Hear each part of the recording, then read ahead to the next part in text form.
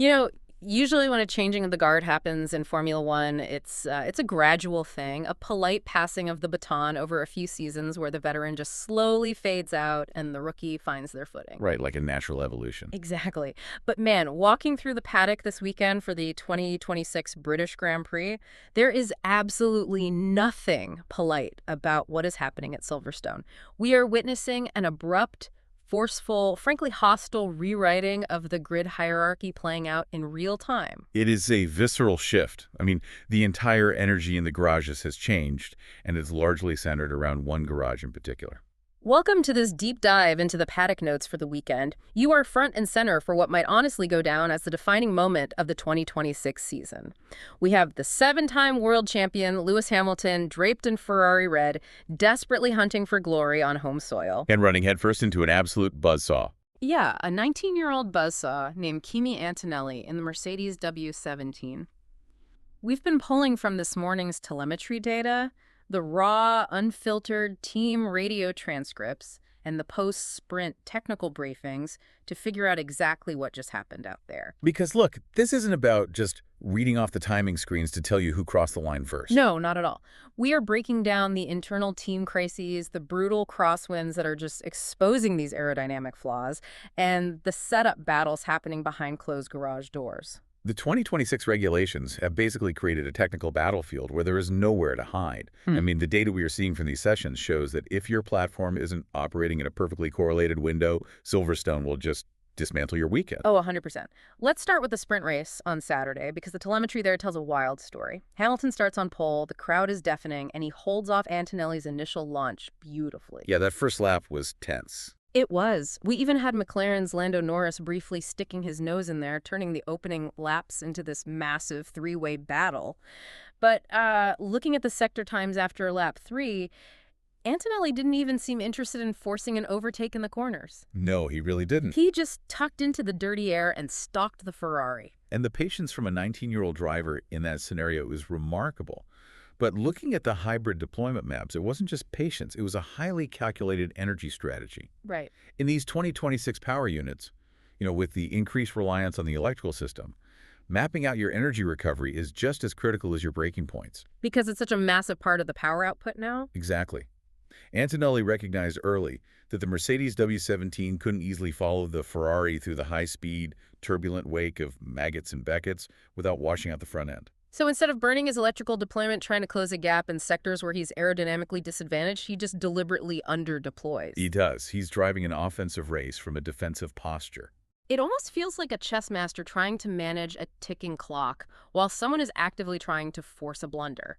Like, he's sacrificing optimal lap time to build a massive surplus in the energy store. He essentially weaponized the battery. Wow. Yeah, for 7 laps, he just absorbed the dirty air, managed his state of charge, and waited for the grip differential to tilt in his favor. And the reason that grip differential tilted comes down to the chassis geometry. Okay, break that down for us. Well, the W17 has an aggressive front-end bite. It rotates beautifully in the slow-speed corners. Antonelli was doing all the turning with the pedals, keeping his steering angles incredibly low, which protected the surface temperature of his rear tires. While the Ferrari SF26 is inherently understeer heavy this weekend, like Hamilton is fighting the wheel to get the car pointed, and I have to imagine that constant steering lock is forcing the rear tires to scrub aggressively across the tarmac just to maintain the pace. Oh, absolutely. The thermal degradation model for the Ferrari was flashing red by lap 6. That early. That early. Hamilton simply bombed the life out of his rear rubber, trying to keep the Mercedes out of DRS range. The rear axle on the SF26 was completely overwhelmed. Which brings us to the decisive moment on lap 8. Hamilton exits Chapel with almost zero rear traction, and Antonelli just unleashes 7 laps worth of saved electrical energy down the hangar straight. It was an unanswerable speed delta. He sweeps around the outside of Hamilton at Stowe Corner and ultimately pulls away to win by nearly 3 seconds. And I want to push back on the dominant narrative we're seeing in the paddock today because everyone is saying, oh, the W17 just has vastly superior tire management. Right, the easy excuse. Yeah, but executing that energy strategy, absorbing the pressure of a 7-time champion at Silverstone, and having the mental bandwidth to manage a complex deployment map under those conditions that isn't just the car. Not at all. That is an elite cognitive load being managed perfectly. The mental bandwidth required to constantly calculate energy regeneration targets while physically wrestling a ground-effect car at 190 miles per hour is immense. Antonelli isn't just driving the car, he's managing a complex algorithmic puzzle in real time, and he solved it faster than the veteran in front of him. And he carried that exact same processing speed right into qualifying on Saturday afternoon. It was icy robotic execution. Flawless.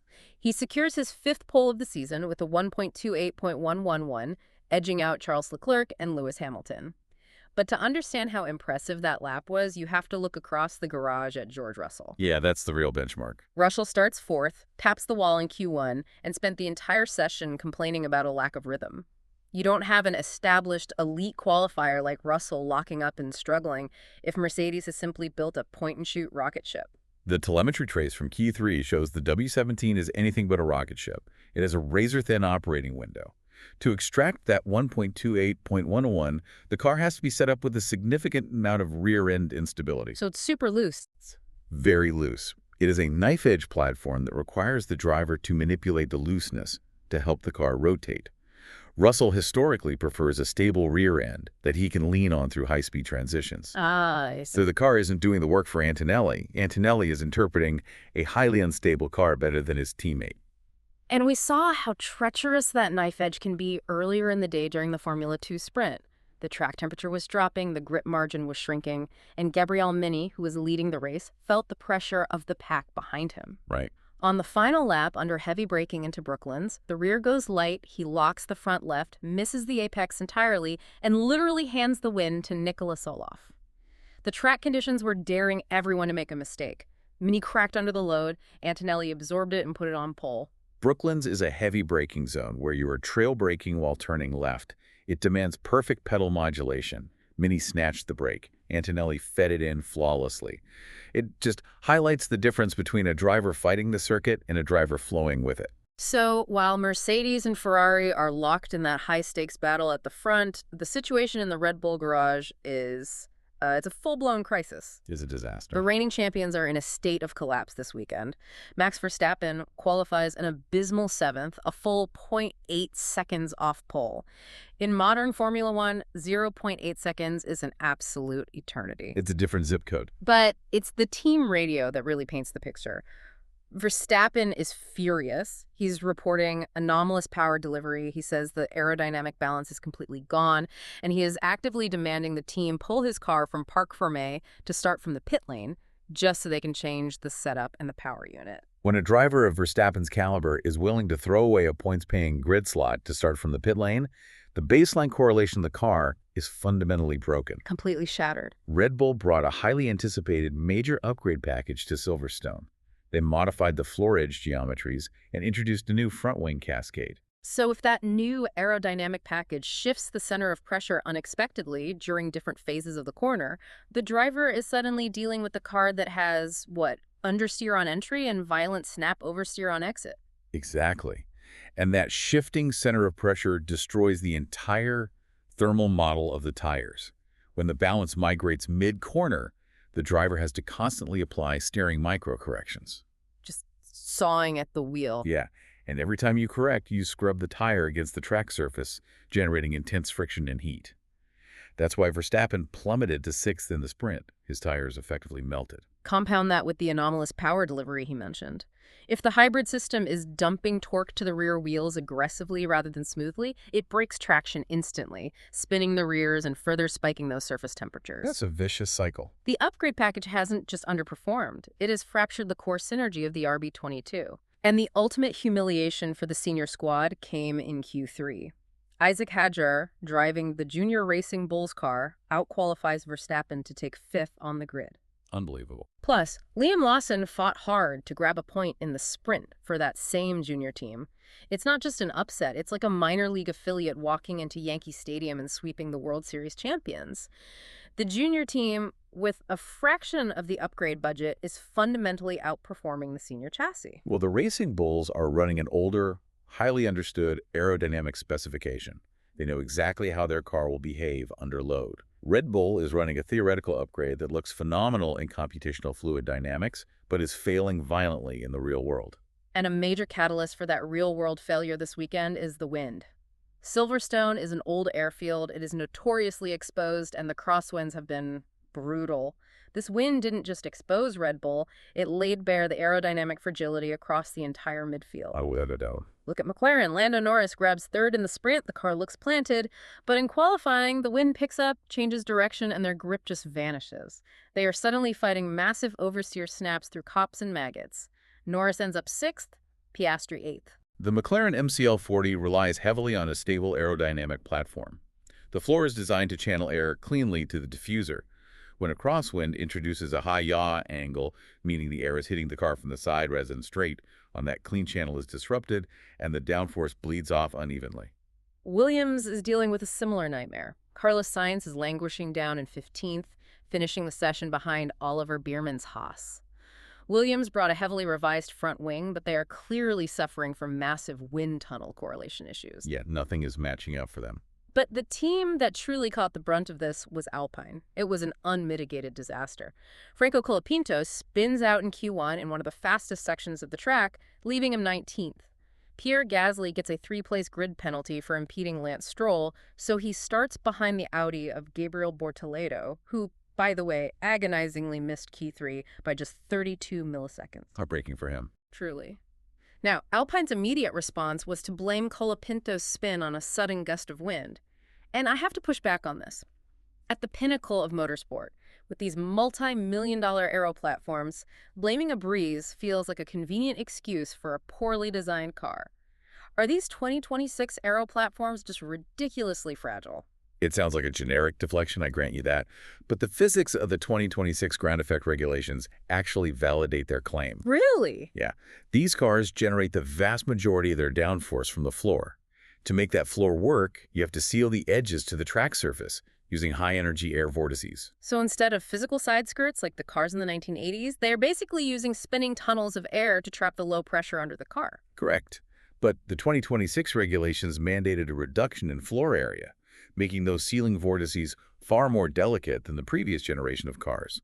When a sudden 40-kilometer-per-hour crosswind hits the car mid-corner, it physically blows those sealing vortices out from under the floor edge. Losing that seal isn't like sliding on a patch of oil.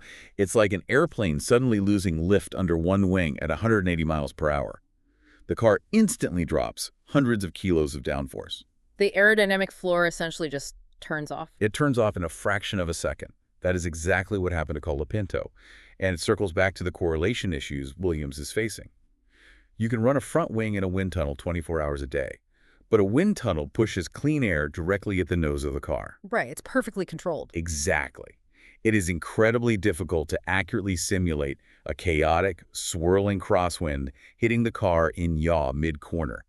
The teams that don't have perfect simulation tools are the ones spinning out and qualifying 15th. While the midfield is battling correlation and wind sensitivity, the situation at the very back of the grid is almost entirely detached from those high-level aerodynamic problems.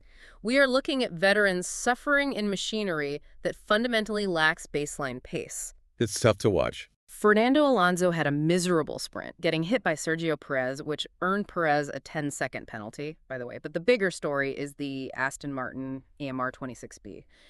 It is hopelessly slow. Alonso is starting dead last in 22nd, with Lance Stroll just ahead in 21st. Dead last for a two-time champion. Yeah. I am looking at the telemetry for this B-Spec upgrade, and the car isn't producing peak downforce, it isn't generating mechanical grip, and it's terribly draggy on the straights. Just imagine the sheer burning frustration inside the helmet of a two-time world champion wrestling a car on the absolute limit, only to see the timing screen put him 22nd. The AMR 26B was designed to be their savior, a total philosophy shift to rescue the season. Instead, they have engineered themselves into a corner. When a car is both draggy on the straights and lacking downforce in the corners, it means the aerodynamic surfaces are fighting each other. So the air is just tumbling over the car. The airflow is separating, creating turbulent drag without the benefit of actually pushing the car into the track. Aston Martin is completely lost in the engineering wilderness. And Cadillac is right there in the wilderness with them.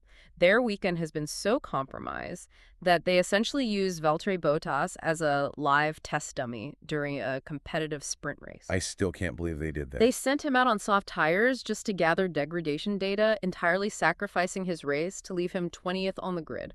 Look, When a team puts a driver with Bottas's pedigree on the wrong tire compound in a racing session just to collect baseline data, it is a public admission of defeat. They aren't trying to score points. They are trying to figure out how their own car works. It is a very expensive, very public testing session. So, synthesizing all of this data, the paddock notes for Silverstone paint a remarkably stark picture of the 2026 championship for you. Kimi Antonelli is firmly in control. He sits on 179 points, pulling well clear of George Russell at 136 and Lewis Hamilton at 132. The performance gap is widening, and Mercedes' understanding of their complex W17 is only growing. The old guard is spending their weekends fighting their own machinery, while Antonelli is spending his weekends fighting for track position. It's a fundamental disparity in momentum. You have Verstappen actively trying to abandon his grid spot because his Red Bull upgrade has made the car undrivable. You have Alonso languishing in 22nd in a failed Aston Martin experiment.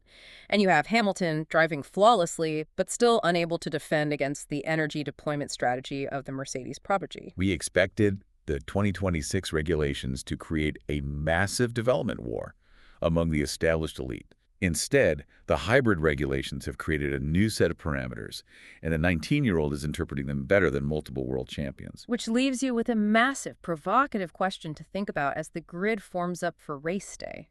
We've always believed that the traditional path to Formula One years of mastering tire preservation, racecraft, and mechanical sympathy in the junior formulas was the only way to build a champion. The standard blueprint. Right. But if a 19-year-old can exploit these highly complex, software-driven hybrid regulations better than a 7-time champion, does this fundamentally change how Formula One academies will train the next generation of drivers? Are we looking at the end of traditional driving styles altogether, replaced by drivers who manage software algorithms as well as they manage a steering wheel?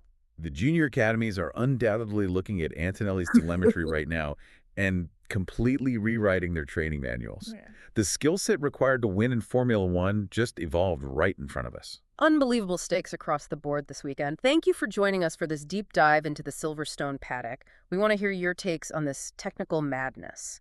Are we seeing the permanent end of the traditional driving era? Hit us up in the comments and make sure you follow Paddock Notes on YouTube, Instagram, and TikTok to keep the debate going. Yeah, hit subscribe, drop your telemetry theories in the comments, and get involved. If you don't, you might find yourself starting 22nd next to Fernando tomorrow. Brutal, but at this rate, highly likely. Enjoy the race, keep an eye on those crosswinds into Brooklands, and we'll see you on the other side of the checkered flag.